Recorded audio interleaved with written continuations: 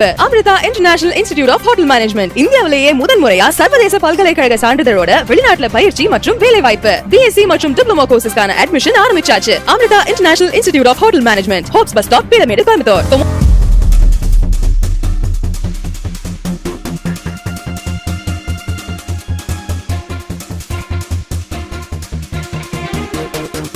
Kovai Sivananda colony பகுதியில் தமிழ்நாடு பொது நூலகத்துறை ஒருங்கிணைந்த ஊர்ப்புற நூலகர்கள் நல அமைப்பு சார்பில் பல்வேறு கோரிக்கைகளை வலியுறுத்தி மாநில துணை செயலாளர் நாகராஜன் தலைமையில் கவனஈர்ப்பு உண்ணாவிரத போராட்டம் நடைபெற்றது.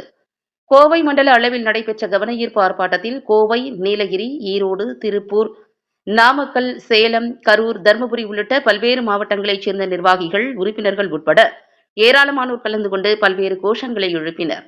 ஆர்ப்பாட்டத்தில் மாநில ஒருங்கிணைப்பாளர் ஸ்ரீதரன் முன்னிலை வகித்தார். இதுகுறித்த நிர்வாகிகள் தெரிவிக்கையில், தேர்தல் வாக்குறுதி வரிசை எண் 178 உடனடியாக நிறைவேற்ற வேண்டும். மேலும் 1915 ஊர்ப்புற நூலகங்களை கிளை நூலகங்களாக தரம் உயர்த்த வேண்டும் உள்ளிட்ட பல்வேறு கோரிக்கைகளை வலியுறுத்தி கவனஈர்ப்பு ஆர்ப்பாட்டம் நடத்தி வருவதாக தெரிவித்தனர். பள்ளிக்கல்வித்துறை அமைச்சர் மற்றும் தமிழக முதல்வர் தங்களது கோரிக்கைகளை உடனடியாக நிறைவேற்றி தருமாறு அவர்கள் வலியுறுத்தினர்.